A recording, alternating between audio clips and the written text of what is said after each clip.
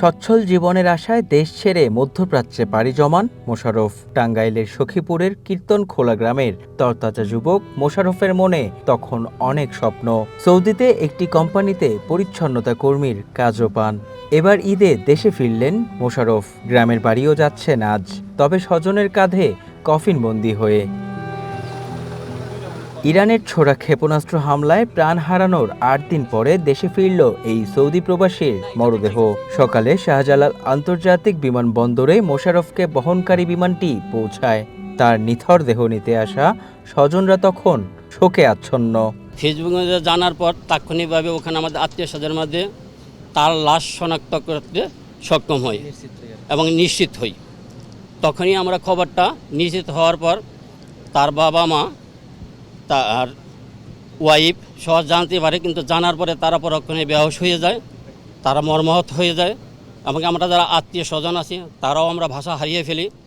এমনকি বাবা মাকে যে আমরা সান্ত্বনা দেবো সেও ভাষাও আমরা খুঁজে পাচ্ছি না। যারা জানতেছে দেখতেছে বর্তমান সরকার এই ফ্যামিলিটার পাশে যেন দাঁড়ায়। তার 2টা বাচ্চা আছে, বাচ্চার মুখের দিকে তাকিয়ে যদি কোনো সহযোগিতা করে তাতে করে বাচ্চাগুলো ভবিষ্যতে কিছু একটা করতে পারবে। সে একজন লেবার ছিল এবং পরিচ্ছন্ন কর্মী, অতটা একদম মনে করেন যে নিডি ফ্যামিলির সদস্য। তার পরিবারের উপার্জনের ব্যক্তি একাই ছিল, তার স্ত্রী আছে, 2টি অবশ সন্তান আছে, বৃদ্ধ বাবা মা আছে। এখন চলার মতো আজকে যে লাশটা নিবে সেই লাশের ভাড়াটাও মনে করেন যে তার এই দেওয়ার মতো নাই। ভবিষ্যৎ হোক নিরাপদ, বিনিয়োগ হোক বিশ্বস্ত, আর আমার পছন্দ সল্ট বে। ওয়েলকাম টু সল্ট বে। পরিবারের কাছে মোশাররফের মরদেহ হস্তান্তর করেন প্রবাসী কল্যাণ মন্ত্রী। নিহতের পরিবারের প্রতি সমবেদনা জানান। বলেন, স্বজন হারানো পরিবারের পাশে সবসময় থাকবে সরকার। এই যে মৃতদেহ যে পরিবার, এই পরিবারের আর্থিক সহযোগিতা সহ তাদের এই কোম্পানির যে খরচ সেটাও আমরা অফিসিয়ালি আমরা ব্যবস্থা করে দেব এবং তার পরিবারের বাচ্চাদের লেখাপড়ার জন্য আমরা দায়িত্বভার নিয়েছি। তার 2টা বাচ্চার লেখাপড়ার খরচটাও আমরা বহন করব প্রবাসী কল্যাণ মন্ত্রণালয়। এবং সেই সাথে আমাদের মাননীয় মন্ত্রী তার নির্বাচনী এলাকার তার পারিবারিক সমস্ত ইনফরমেশন পেয়ে আমাদের পক্ষ থেকে সরকার, আমাদের মাননীয় প্রধানমন্ত্রীর তরফ থেকে যেটুকু করার আমরা প্রয়োজনীয় আলোচনা করে আমরা সেটা করব।